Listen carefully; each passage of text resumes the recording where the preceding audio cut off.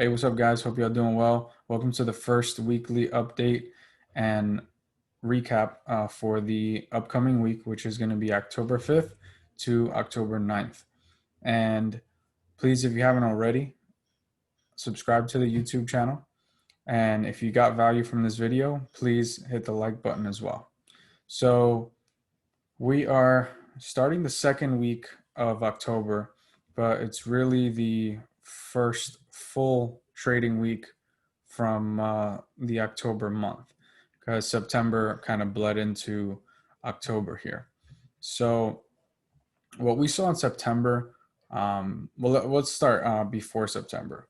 So, obviously, we had the Corona crash in the end of March, so middle to end of March, and stocks took a huge dip. And this area here is the 5 weeks of downside that we saw and rapid downside based on the Corona economic meltdown. Um, then what we saw was a recovery, and the whole summer pretty much rallied. So stocks went up the entire summer. So starting in May, um, basically May, June, July, and August were all green. So you can see this. This is just basically straight up here.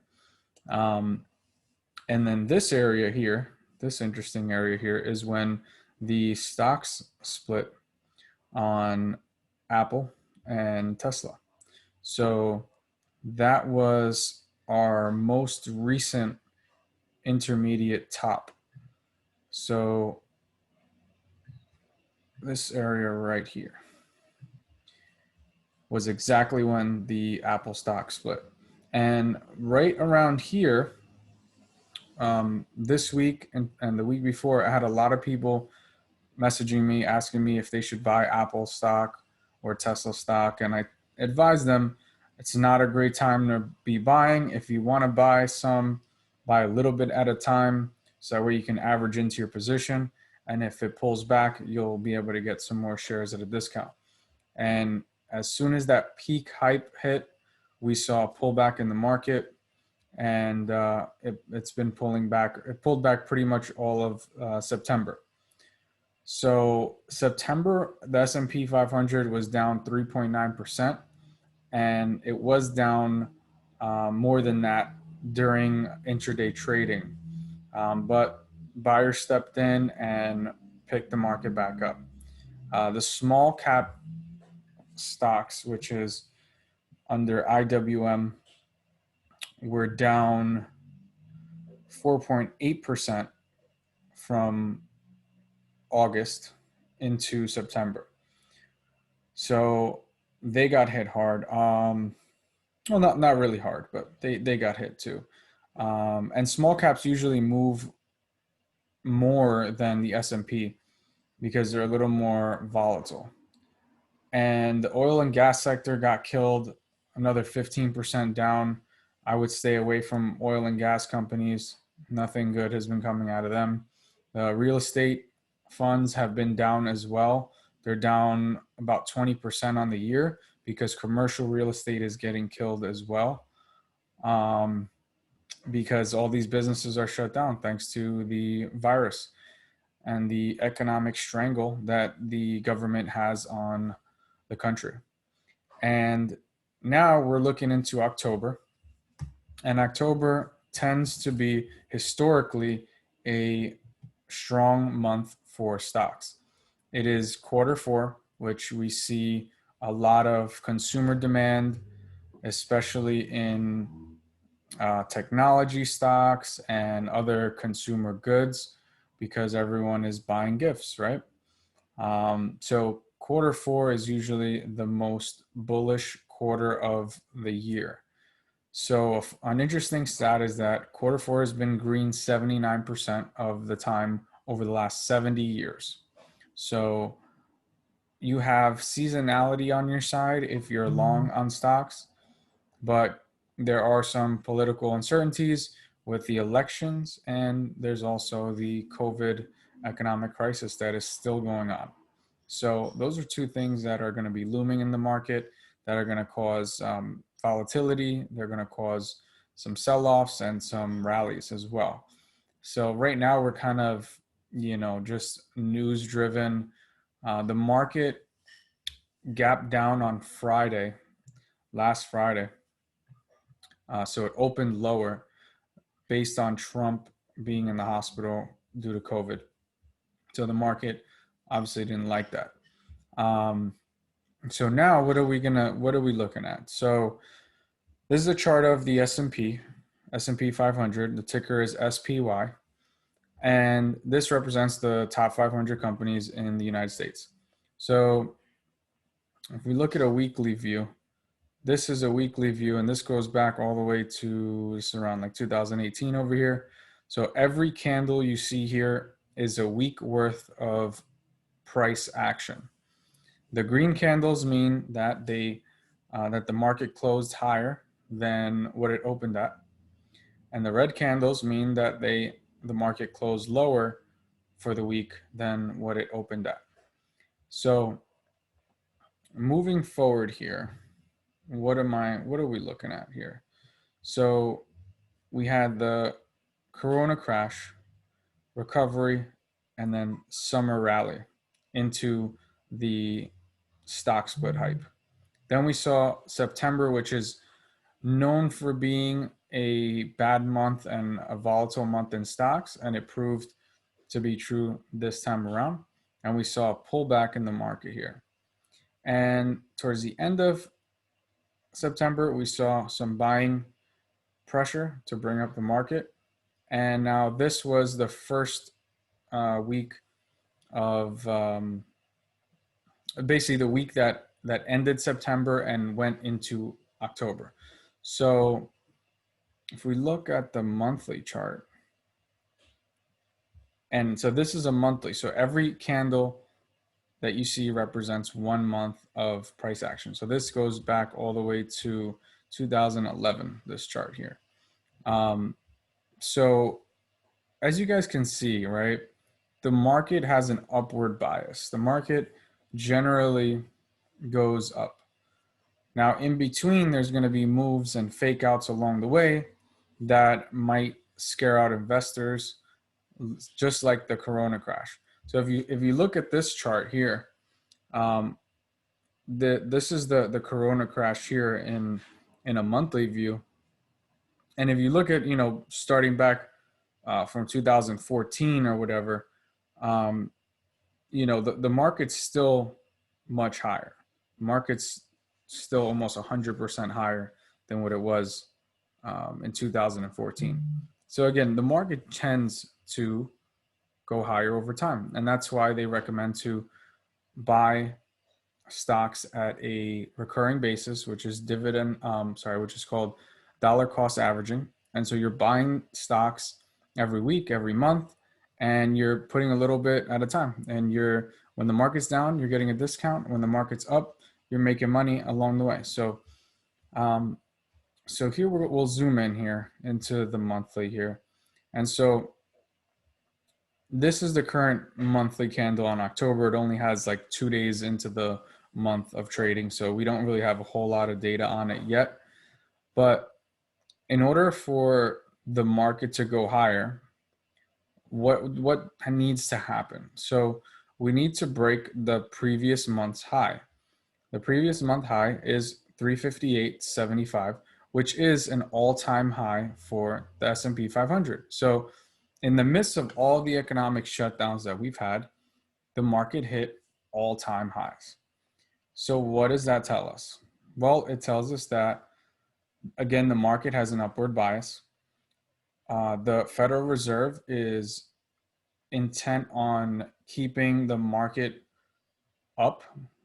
They are intent on not having people freak out, I guess, because they're willing to print more money. They're willing to, what they're doing right now is they're buying corporate bonds. They're buying junk bonds. So that's basically keeping the market propped up, and it's basically protecting the investor for now. Now, if another economic problem comes up, then the market's going to take a hit again. But as you can see, what happened in March, that was a buying opportunity. Buying stocks on that fear was the right move. Now, I personally didn't load up on stocks during that because of the uncertainty and everything else. But looking back, as in most dips or most corrections in the market, it's a good time to buy. So for us to go higher in October, we're going to have to clear 358.75, which is the all-time high, which was set in September. Now, what can happen is that we can just trade in a range here. So we don't necessarily have to break up out of the over the all-time high, and we don't necessarily have to break lower under the, September's monthly candle. Now, September's monthly candle low was 319.80. So if we put a, let's just put it right, put a line here. All right, where'd it go? That's weird. Why is it that color? All right, so if we put a line here at 319.80 or so, let's do it right here. This is basically a line of support in the market. So if the market pulls back and it breaks 319.80, then it's a signal that we could move lower. Now there's some buying support in these levels here. So if we end up going lower, we'll likely find buyers around this 300 range on the S&P. Now again, doesn't mean that we're going to go that low, but it is a possibility, as with anything in the markets. And if it gets down to that level, I would assume that we'd see some buyers step in and take it back up. Pause.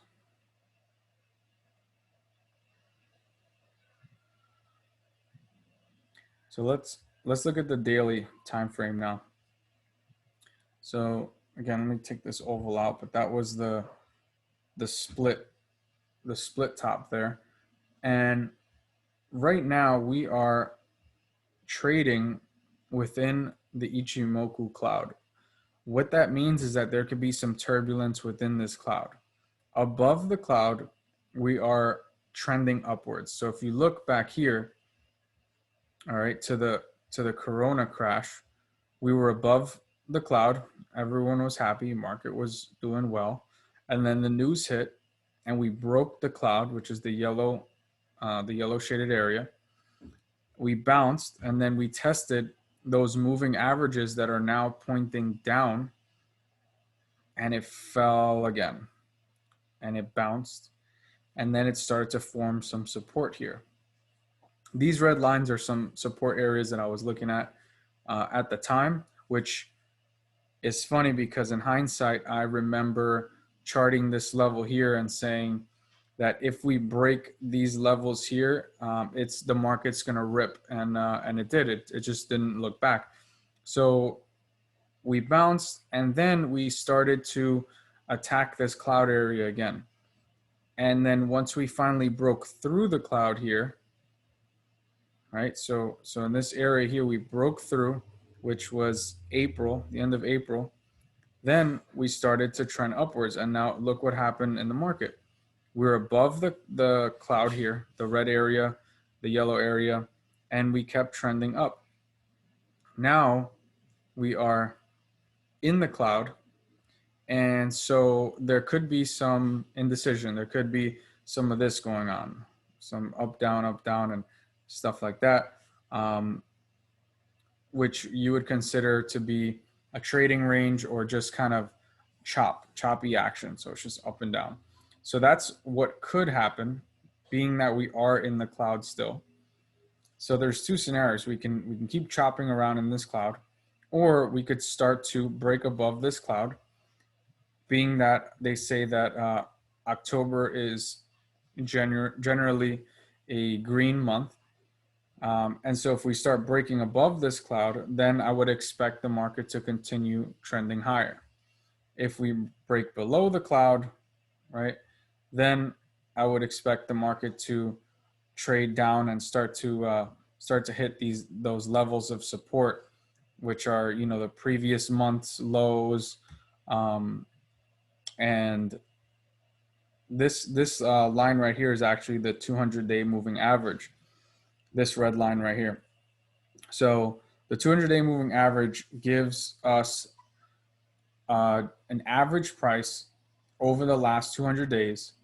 And right now, being that we're above that average price, that's a positive sign for the market. Now, if we start to test this moving average, and if we hit this level, that's usually a buying opportunity for stocks. But you never really know until you start watching it how it starts to react around this level. So let's say, you know, it hits this level, it bounces a little bit, and then it breaks down below this level. Then you kind of have to be careful and watch out when you're buying stocks, because you don't really know when it's going to stop going down. So you don't want to be, as they say, cashing a falling knife. So this level is going to be very important overall for the market to hold. Right now, we're at a conjunction point for the market overall, because we're trading within this cloud here.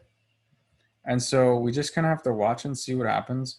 And that's the beautiful thing about the market, is that conditions are always changing, and there's always something new to learn, and there's always something new to observe. So if we look at the indicators here, this indicator, this yellow, red, blue, this shows momentum or lack of in the market. So let me just raise this up a little so you can get a better view. So all this area, this blue, light blue, this basically means positive momentum in the market.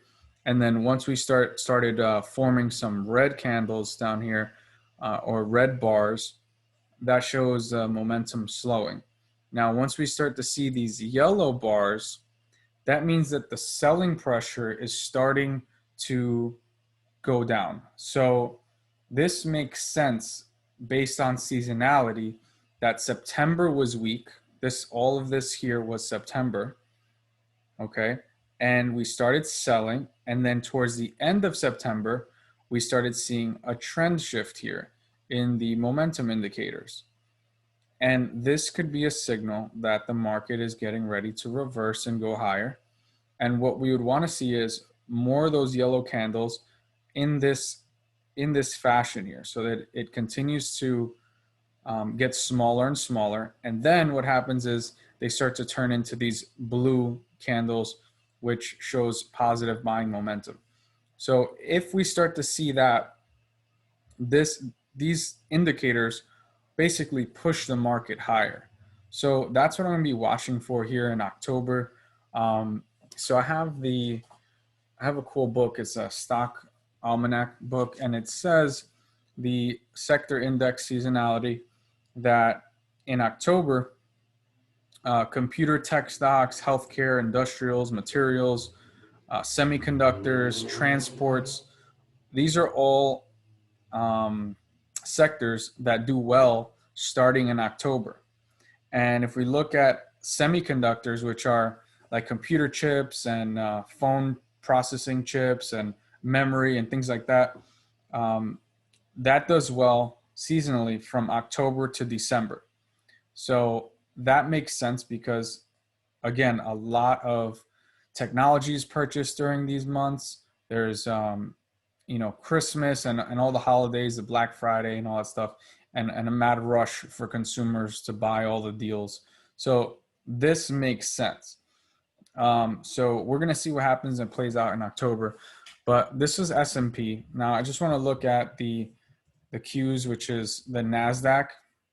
So NASDAQ is what represents technology, and this is the market that I primarily trade. I don't really trade any companies within the S&P too much.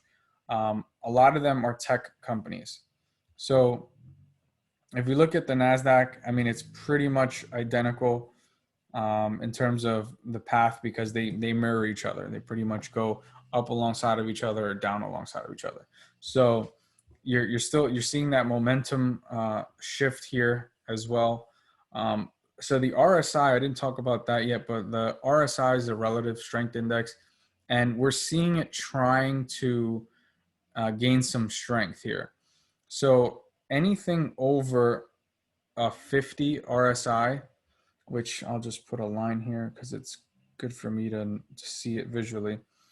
I'm going to extend it to the left and extend it to the right. So anything over this line, which is 50 RSI, tends to show strength in the market. Once you start climbing to 60 and 70, you start seeing an acceleration of momentum. So what do I mean? So if we look back into the summer, right? So let's just take beginning of August, for example. So here we're at the beginning of August, and the RSI is up here at 60, 61, 62. And so RSI had a little dip here to 55-ish, and you can see those red candles line up with the dip in the RSI. Then we hit an area of support and relative strength, and we started to climb back up. And if you follow along at the top with the candles are going up, as is the relative strength. And once it crosses this yellow line at the top, which is 70 RSI, and it starts, you see this red, see this red, how this turns red? That indicates overbought. Now, so you can actually see here a little bit better that we're a little more zoomed out. You see the RSI, how it comes up, hits a little, dips a little bit and then climbs back up again, but we're in the red, how the line turns red. That means that the market is overbought. So at that point in time, as people were asking me, should I buy stocks? I was letting them know, don't buy anything just yet. Wait until the market cools down a little, because we have ran straight up the whole summer. And based on the RSI, we hit a high of around 80, it looks like. 80, yeah, around 80 or so. And that's 81. Yeah, 82. And as soon as September rolled around, boom, relative strength dropped quick, and in the market dropped quick. Right. So these are all seasonality trends that you can use to your advantage to time the market a little bit better. So if you're investing, you're going to want to sell some of your positions. You don't have to sell everything, but you want to sell some, when we get into overbought conditions. And you can tell when we're overbought based on the RSI. So it's a very important indicator to have and to look at. And then once we cross that 50, which is, you see that red line there, once we cross below that, that shows weakness here in the market.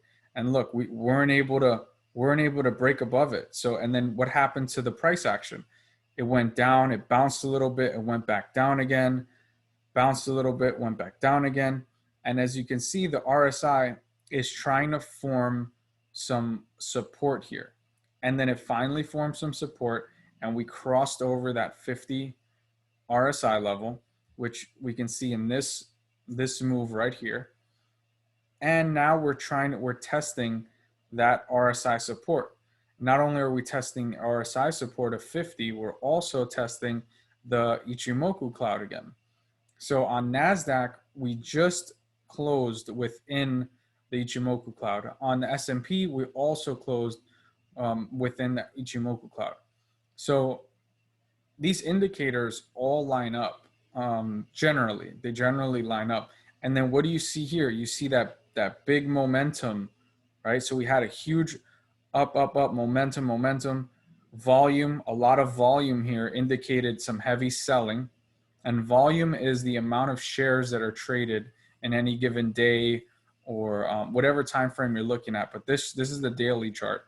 So we had a lot of volume coming in on this at this most recent top, and that's what increased the momentum shift and the RSI shift. We just saw a pretty strong momentum to the downside, and now we're trying to swoop back and curl back up. So again, I suspect if we're able to curl back up some more and use and get the market above this Ichimoku cloud as support, then we'll have some room to continue moving higher. So this is technology. So with technology, why I like looking at the market ETFs is because you get an overall view of what technology is doing. So you can look at each chart individually, right? So you can go to Apple, and Apple's chart is going to look just like the Qs.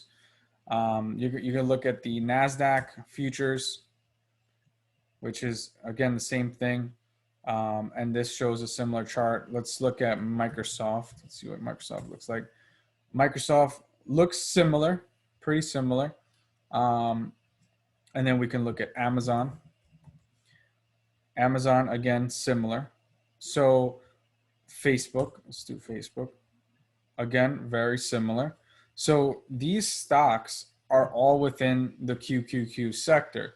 So if you want to know, if Apple or Facebook is going to do well, you want to look at the technology sector just to see overall how the basket of stocks are doing. Because in August and basically since the Corona crash, as you can see down here, right? So this was the crash, this area, which proved to be a huge opportunity. So the Qs hit a low of $165, and it hit a high of $300, $303.50.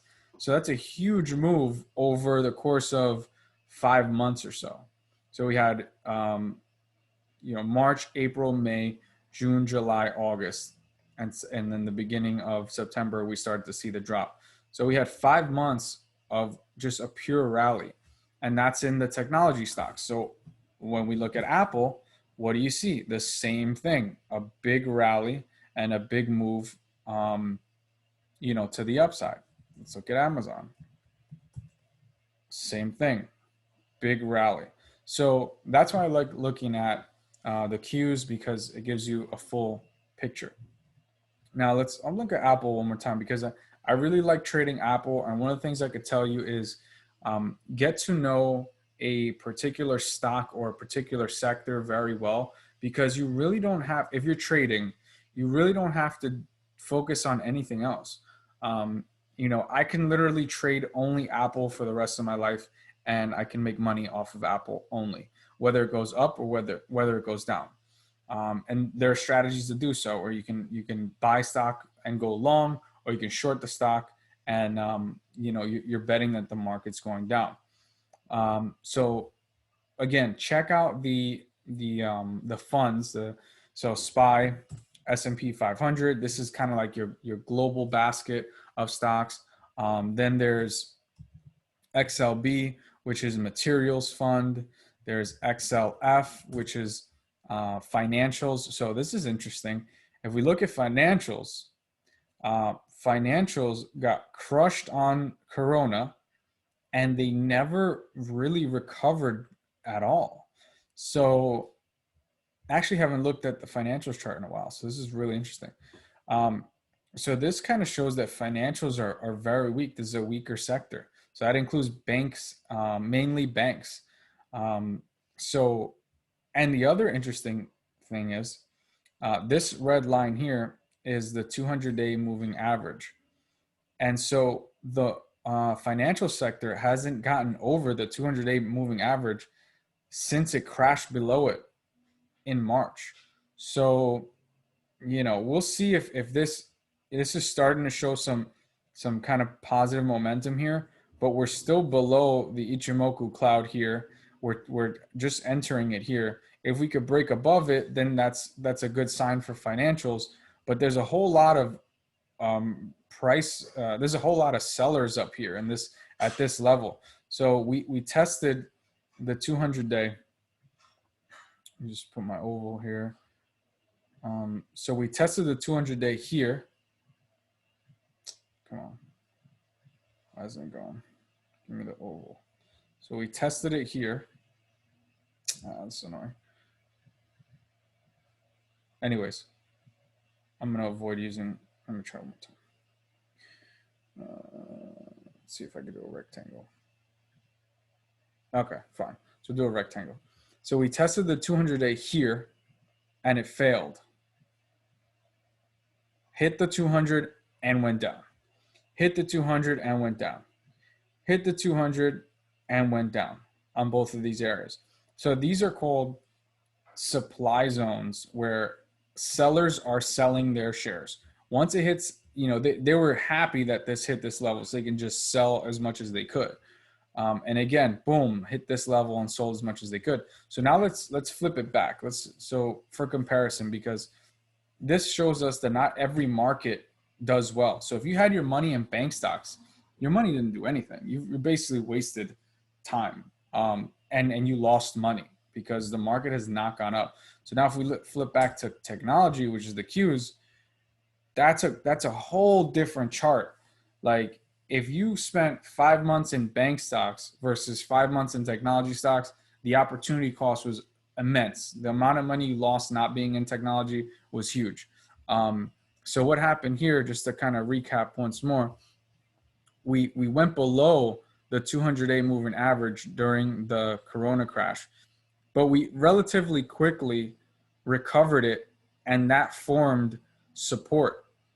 So this is a huge indicator of a market that's trending up. Crashed below the 200, broke above the 200, and never looked back. It did not come back to this red line, not once, right? So that shows us strength. Banks. So that was banks, and then we got let's do USO. That's like United States Oil Fund. I mean, dead money here, and there's nothing going on. Energy. So actually, I want to look at energy. So XLE is the energy sector. So that sector has sucked terribly. If you can tell, we are below the 200-day moving average, still below, and all the other moving averages, the shorter term ones, the 50-day, which is the yellow, then we have the 9-day, the 21-day. So all these moving averages are pointing down, right?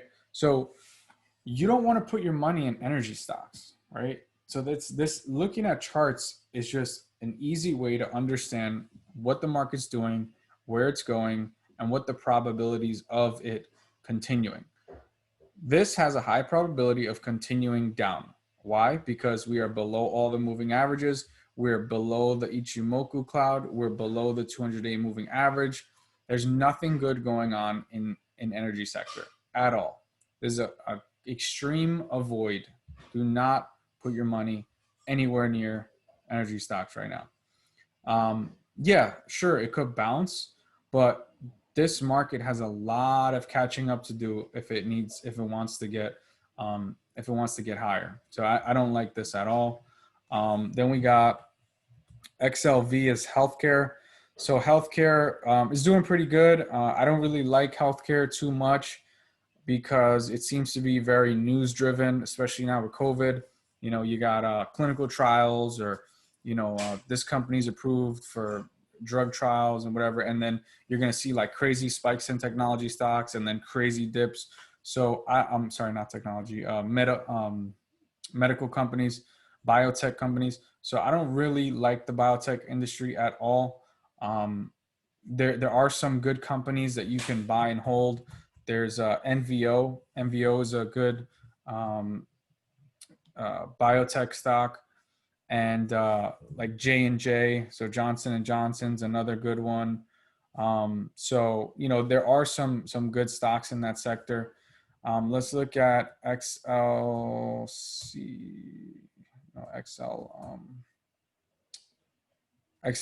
So we'll look at, so XLU are utilities. So utility stocks also had the same crash for Corona, but we still, if we look here, hit the 200-day from below and it went down, hit the 200 a day from below and went down, 200 a day went down. And now this is interesting. So this area here, let's zoom in. We are starting to break above the Ichimoku cloud. We are seeing the RSI strength increase. And we're also seeing that we're trying to break above the 200-day moving average. Now, if we look to the previous highs that we've seen, the top of this candle is 61.95. So I'm going to draw a quick line over here. Where's my degrees? Why isn't that? Let me do drawing tools here. Okay. So 61.95, the high. So let's go right there. Bam. And then we're going to extend this to the right. So let's zoom out. Okay. So this area right here, this line right here is a big resistance for the utility sector. Utility sector includes like Verizon, AT&T stock, also has actually I think Verizon's in utilities. Yeah, I'm pretty sure. And then they have like, you know, gas and like PCG type stocks. So, you know, utilities, pretty straightforward. So, but this hasn't been a market that you're really gaining any money. So it, you know, it popped, it went back down, it popped, it went back down a little bit, and now it's trying to pop again. And the momentum indicators are starting to turn green. So that could be a play. That could be, you know, a trade opportunity there. But I don't play utilities really because there's never really like growth so much in utilities. What utilities are good for is longer term investing because they pay dividends. So you get paid every quarter for holding a particular company stock. Every company pays out a different dividend. So, you know, you want to do your research on that before you put your money into anything. But this is a quick kind of look at the sectors. Again, what I primarily focus on in trade is NASDAQ stocks, technology stocks, because as you can see, this is where the growth is. All right. You're not getting any growth in energy stocks. You're losing money in energy stocks. You're losing money in bank stocks. There's no momentum in these sectors. So that's the recap here for the first full week of October, starting Monday, October 5th to October 9th. So I'm going to be watching, as always, I'm going to be watching Apple. And one other important thing, Apple's going to be announcing their new iPhone 12 launch this month. The rumors are that the release date is going to be, I think, October 13th. So that means that they are going to be announcing this, the unveiling event that they always have every year. They're going to be unveiling that pretty soon. So I'm highly anticipating when that news breaks of the day, Apple stock is going to jump. And I have another feeling that it's not only going to jump, but it's going to continue rising higher based on that forward momentum. And this is going to be the first time that Apple puts out a 5G phone. So they're going to, you know, they're positioned for the future. Now, we know 5G isn't fully expanded anywhere just yet. China's got a huge leg up on that. So, you know, the China market should do well, even though they do have some pretty big competitors in the China market as far as smartphones go on the Android platform. So watch out for that event for Apple, because that's going to be a catalyst and likely is going to drive the stock moving forward. And then, hey, let's look at Tesla, because we didn't even look at Tesla here. So Tesla, this high here was right after the split, again, along with the Apple split. So you can see market psychology at play. Everyone's going crazy, buy. I need to buy it. And then people were buying all the way up here, and then boom, you know, they just dropped it on everyone. But again, when it comes to Tesla, this stock is one that you want to hold. I mean, if you look back like, this is crazy. If you look at the monthly chart on Tesla, right? Tesla had a long period of not doing anything. It really, was just kind of dead money here. But this was the time that investors were really, loading up on the prospects. People that knew the potential of Elon Musk and his vision, they were buying a crap ton of shares down here. And you know, ever since let's see, basically since 2020, um, the stock just popped off and went crazy. It's up hundreds of percent. So Tesla share right now closed at 415 on Friday. I'm going to be nibbling on that stock. I'm going to probably be buying some um, on whatever more weakness we get. Hopefully, we get a little more weakness. But, this is kind of a stock that's it's really good for trading, but you have to know what you're doing when you're trading Tesla because Tesla gets crazy. It moves like a beast. As you can tell, there's a lot of ups and downs within the stock, and it'll shake you out and it'll make you lose money as well. But if we look back to August, this was the day that they announced the stock split, and I remember that day vividly because I had a price alert to be watching the Tesla stock, which was at 1500 at the time. And when they announced it, it crossed that level, and I said, "All right, I'm buying Tesla," because what a lot of people are afraid of doing is buying a stock when it's already went up. And you should be more afraid of buying stocks that are going down versus going up. Because if they're going higher, it means that there's buying interest in the market or in that stock. If it's going lower, that means that there's not much interest in that market or in that stock, just like we saw in the energy sector, right? You might have said, "Oh, oil's not going anywhere. I'm going to buy more oil stocks. I'm going to keep buying more oil stocks." Well, you just keep losing money because nobody's buying oil stocks. They're selling. Everyone is net selling. There's more sellers than there are buyers in energy.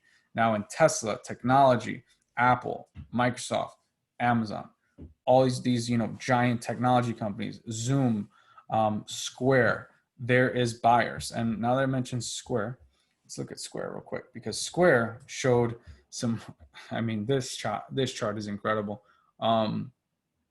Sadly to say, I remember trading Square before the Corona crash. It was like at $50-$60, and then it gave me another opportunity to buy more Square at 40-50 bucks after the Corona crash. So when that happened, Square hit, that's crazy. Square hit a low of $32.33, man, and it is sitting at $170 right now. So you made over 500% if you bought a little bit of Square at this drop.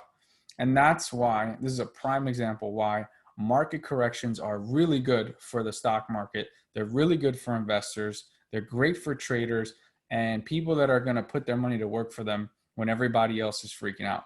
I didn't buy any, and that's my bad. Square just crazy. I mean, look at this chart, right? And let's look at something else. Square is a financial company, but they're not a bank, right? And they're killing it. Everybody knows Cash App, and now you can buy Bitcoin on it. You can send people money. You can buy stocks on it now, I believe. So this is just a wonderful stock here, and this is actually on high watch for next week. Now, yeah, this is nuts. So the last high candle before this one was 170.61. So I'm going to draw a line here at 170. I got 66. That's good enough. So I'm going to draw a line here. And so this line right here,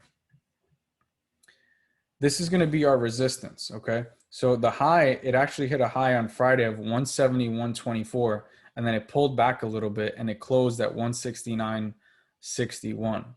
So on Monday, I'm going to be watching all week. Actually, I'm going to be watching Square because I'm likely going to jump into this for a swing trade or a day trade. Why? So remember I said people are afraid of buying stocks that are going up. Well, some of the best gains that you can have are when you're buying stocks that are breaking out of a prior high.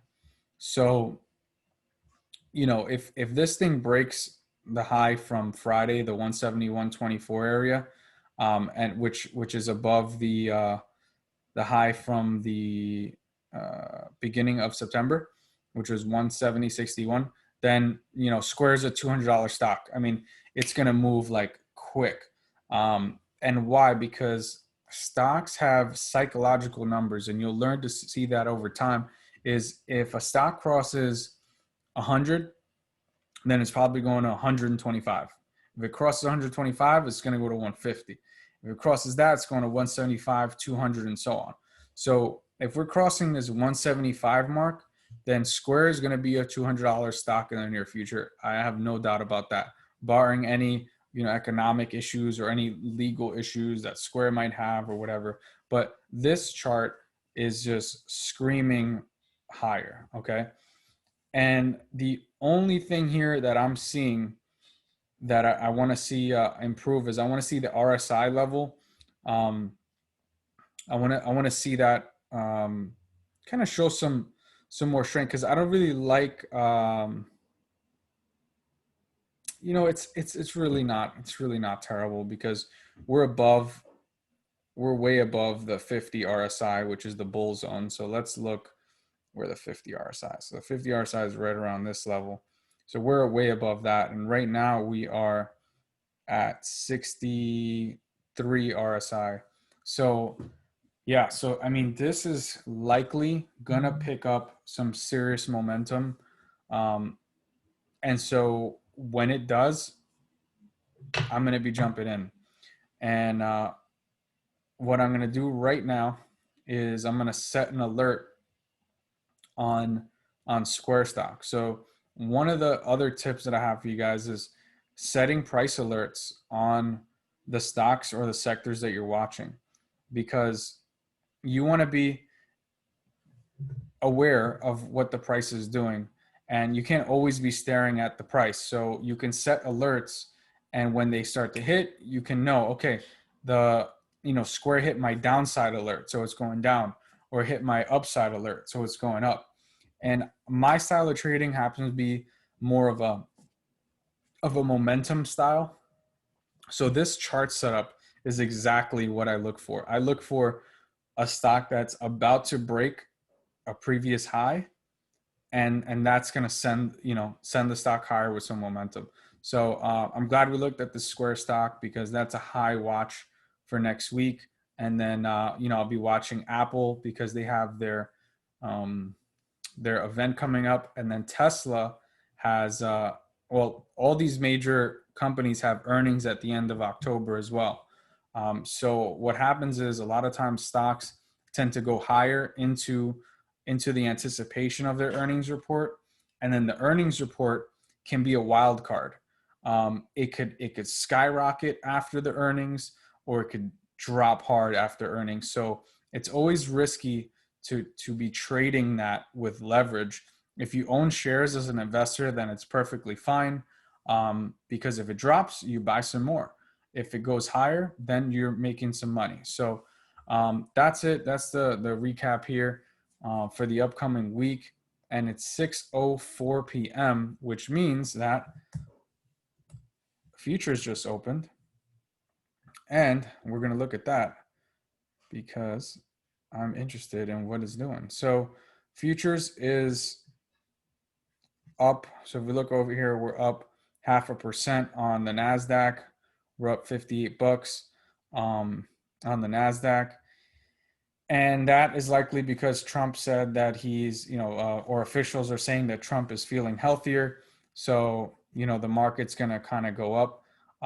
Futures is there's not a direct correlation between futures and the stock market. If futures are up after hours, which is what it is right now, because the stock market's closed. It's only open Monday through Friday, 9:30 to 4 p.m. Eastern. But futures trades basically 24 hours a day, except for Sundays.